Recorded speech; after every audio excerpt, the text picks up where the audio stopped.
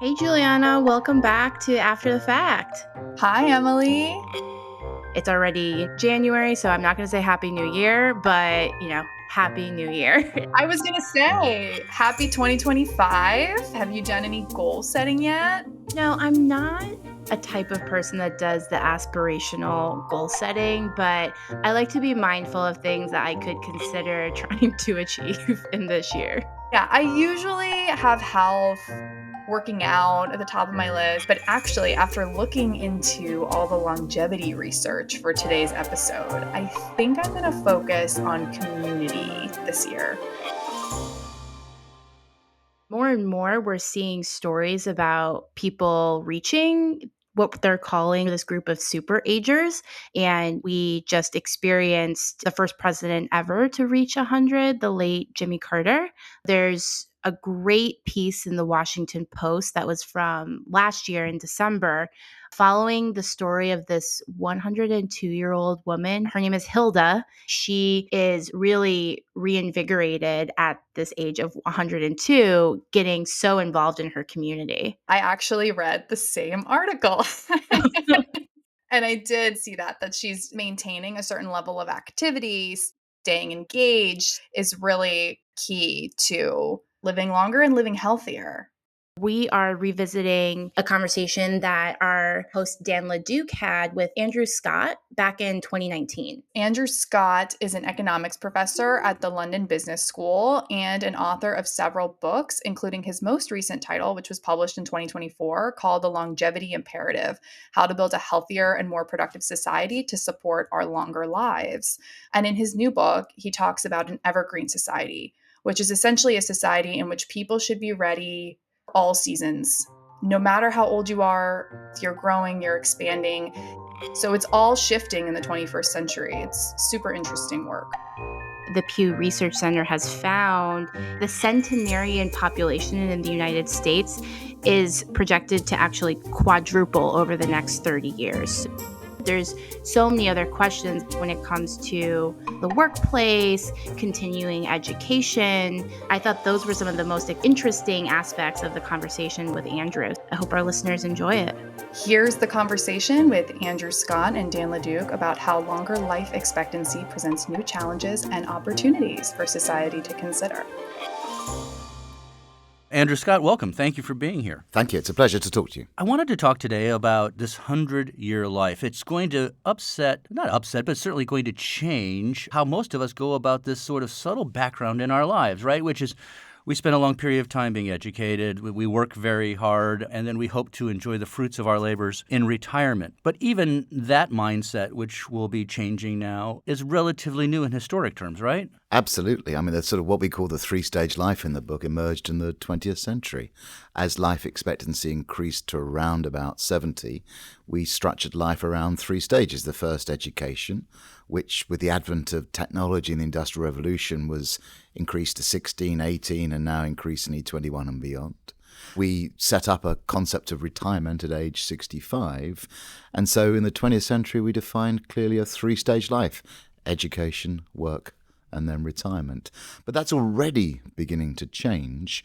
And just as the 20th century responded to technology and longevity by defining a three-stage life, so as technology and longevity are evolving, we will redefine that. Today, as we live, we usually associate certain stages with ages in life, right? If you're 20, you might be at university or you might be beginning your working career. That's going to be changing. Absolutely. I mean, the 20th century, we arrived at this model of a three-stage life of education, work, and retirement. And that sort of led to a situation where sort of age and stage were one and the same thing. At 20, you're at college, 40, you're at work. But in this multi-stage life, this longer life where we're rearranging things, that's no longer the case. You could be 20, 40, or 60 and an undergraduate, 30, 50, or 70 and a senior manager. Plus, we'll be inventing whole new stages like taking mid-career breaks, a gap year when you're 40 or 50. So everyone's sort of experimenting. You see that, I think, in retirement as well, where retirement is now almost three stages. One where you're fit and healthy and you might be traveling and going around the world. One where you're still fit and healthy and sort of resting, and then a more traditional end of life. So everyone is sort of trying to make this sort of new way of life work.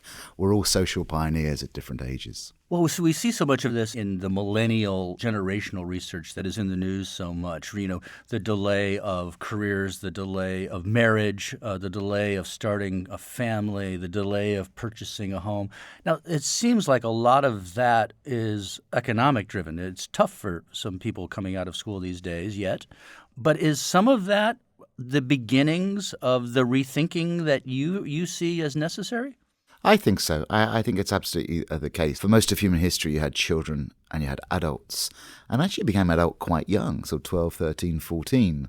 And we saw that extended in the 20th century.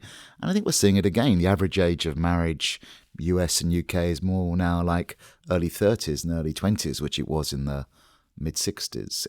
In Sweden, I think the average age of marriage is now 36, the first marriage. The age at which people are having houses, having children, is all occurring later. And some of that is, I'm sure, to do with difficult economic circumstances. It is tough to get on the housing ladder to get a job.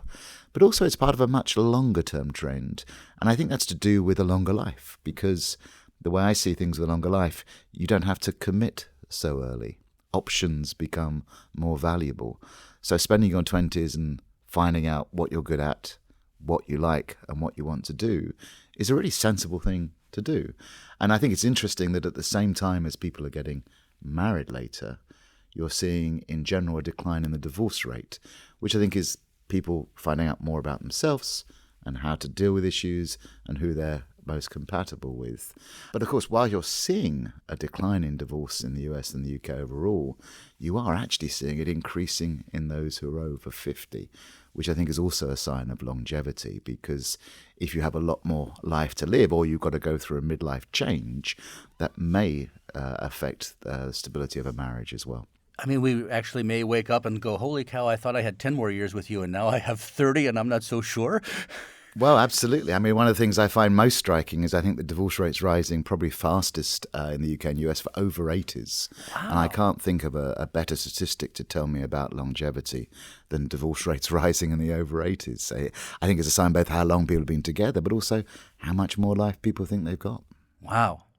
So, how do people start planning for this as an individual? Because, we're also taught, boy, as soon as you get that first job, start saving for retirement. You're going to need to do that. There's financial aspects, there's educational aspects, there's social aspects, all of these things. How does the individual in this era start to think about their own future? Yeah, and that's the tricky thing, because the lifespan of the generation coming through is longer than anything we've seen before. So we don't yet know successfully how to do that. So I think what that means is if you think about supporting a longer life, you've got to think about your investments in a much broader way. So certainly you've got to keep an eye on your finances, but you also got to sort of think about a longer career. And that means you're going to have to think continually about investing in your productive assets, your skills and knowledge, and what makes you relevant in the workplace, and also kind of what excites you. So you've got to keep learning. Secondly, you've got to think about your vitality assets. So you've got to keep investing in your health and your fitness. It's not just your physical and mental well-being. You've also got to keep investing continuously in your friendships and your relationships. And you've got to think about how to balance your career to do that, because if you're working very intensely for 60 years, you may have accumulated money, but you probably won't have accumulated good health or good relationships. And then the final thing that we think it's very important to invest in, which is sort of a new thing and sort of not a financial asset, is your ability to change, to sort of recreate yourself. The 20th century saw the invention of the weekend, and with that we saw the invention of a leisure industry. So we saw the cinema, we saw the baseball, people spending time to just rest. But I think what we're seeing in the 21st century is the rise of what I call a recreation industry, which is using your time to change and develop and do new things. That could be about learning to sort of code in Python or R, but it's also about just sort of taking on a new role and new responsibilities. So I think in thinking about this longer life, whatever age you are, you have to think about those 4 different assets: your finances, your skills, your vitality, your health and relationships, and finally, every now and then, taking time out to sort of change and transform. It seems like this is also going to change the socialization of age groups and assimilation of age groups. I mean, right now you can see sitcoms and movies that are made about the older fellow who goes back to school, and isn't that funny when he's sitting among all these 20-year-olds. In another 20 or 30 years, that's just going to be normal. I think so. I mean, there's the De Niro movie, The Intern, of course, that plays on this. So I think what's interesting with the three-stage life is it did change our concepts of age and how we behave, because the three-stage life is very sort of age segregated. Up to 21, you're at school, then you go work till you're 65, and then you're retired. I think what's really occurring, and why we find generational labels interesting, is that because of technology and because of longevity, people in their 20s are living it differently than I did, just as I'm living my 50s differently from my parents. And I think we use these generational labels to label social pioneers in their 20s, in their 50s, and their 70s. But we shouldn't really emphasize the generational differences, because everyone's human. But we should sort of focus actually on everyone is trying to redefine new stages of life, because the three-stage life is very anachronistic. So what's the role of technology in improving our quality of life as we get older? And are there places that sort of get it and know what they're doing with that? Oh, absolutely. And as you can imagine, Japan, which has a very old population, is doing a lot here. I mean, let me just go back a little bit to both technology and longevity. So longevity is the fact that on average, across the world, we're living longer and we're healthier for longer. And that's a great opportunity that we should be positive and we should seize. And then, technology is just a tool. How we use it is kind of up to us, and we can use it to make our life better, or we can use it to make our life work. And for me, the next sort of 30, 40 years is on a par with the Industrial Revolution, where we need to rewire our institutions, our policies, and our social customs to make sure that we really leverage this potentially wonderful new technology and the fact that we're living for longer. So then the question is, what is the intersection between technology and longevity? Well, one is, you're going to see a lot of churn in the labour market. So you're going to see your long career being made up of many different roles and many different jobs. So that's going to add to the multi-stage life and the need to reinvent yourself and to keep having lifelong training. So those two go together very well. And we can use technology to support our education with online courses, which is a nice interaction. But we can also use technology to make our life better. So, for instance, in Japan and South Korea, there have been major investors in robotics in manufacturing. And that, of course, maintains productivity of older workers for a substantial amount of time. It takes away some of the hard, arduous physical work. I like to think of sort of artificial intelligence and the web as a form of a cognitive prosthetic. If I forget something, I can easily search it. So I can focus on a different thing than just remembering facts. My worry on the technology is that if it comes as a substitute for how humans interact with one another, that's a problem. So if you sort of use the robot to look after an elderly relative rather than to go and visit, that's a diminution. But if you use the robot to supplement your own activities, that's a great improvement. So lots of excitement here, and it's really a question of how we best use it to fulfill ourselves. I think a lot of people's first reaction when they hear they could live to be 100 is, oh, God, I don't want to do that, because they've pictured themselves unable to get around, or their quality of life would be poor, or they may be ill, or they may develop dementia, or any of the sadness that can happen. But in fact, as our lifespans are expanding, the actual quality of that life is expanding as well. It is. I mean, in general, the quality of the years of healthy life, most of the years of extra life we've got have been healthy, but healthy years of life are not growing as fast as years of life, so on average. So, of course, a major challenge is making sure we make as many of these years healthy as we possibly can. And people worry rightly about that. I think there's a tendency to discount the number of healthy years we have gained on average. But I think, the thing that I think is, for me, at the heart of all of this, I said earlier that it's really about time and how we structure time. But the other thing that is really, I think, being revealed to us is, to a significant degree, aging is malleable. In other words, you can age better. Now, obviously there's things you sometimes can't control genetically, but in broadly speaking, it would appear that about 25% of how we age is genetic, and about 75% of it is behavioural and environmental. And you look at things, for instance, like Alzheimer's, which is a very cruel disease. It is increasing as we have more older people, but it's not increasing as fast as we thought because people are aging better. So the more education you have, the less the risk of Alzheimer's. We know that if you eat well and exercise well, you live healthier for longer.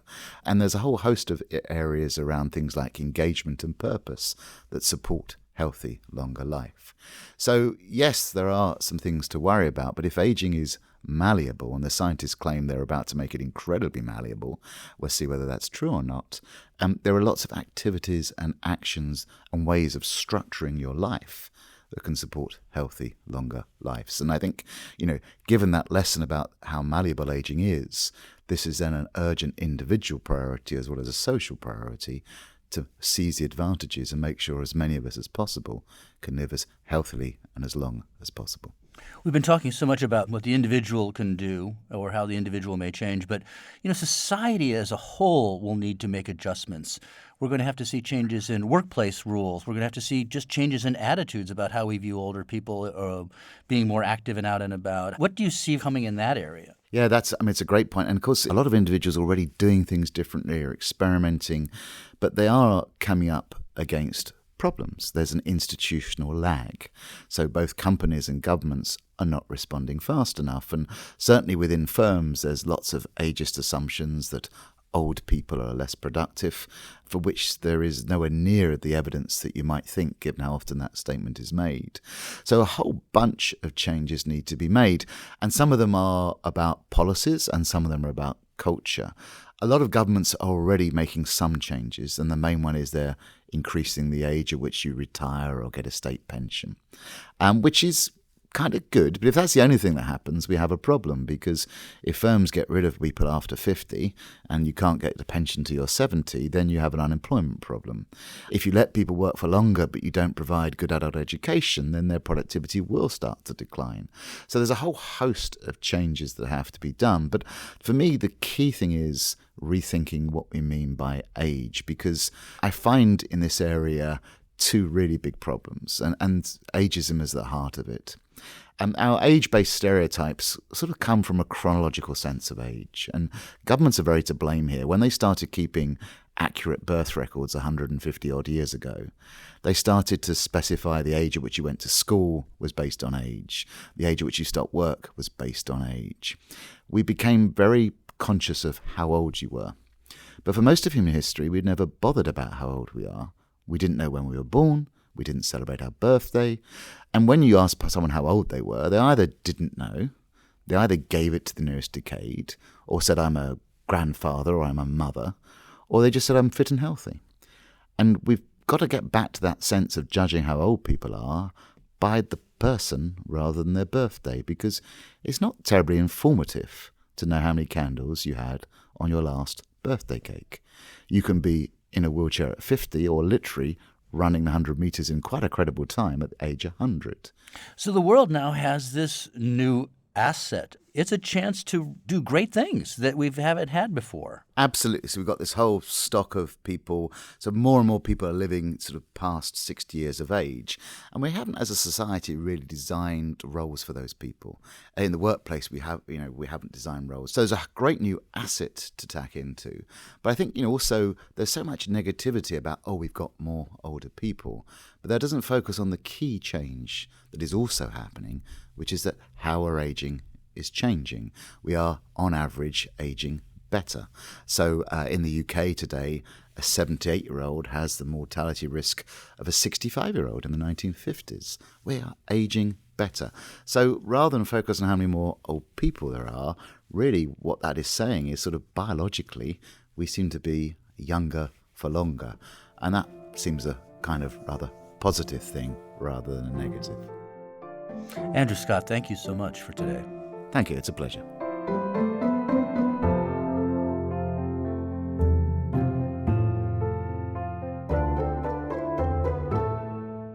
We have a lot more information on this subject online, including an essay from the Dean of Columbia University's School of Public Health, Linda Fried.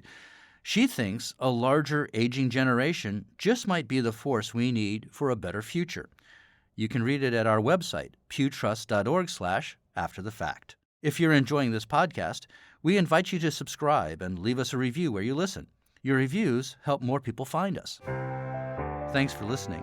For the Pew Charitable Trusts, I'm Dan LeDuc, and this is After the Fact.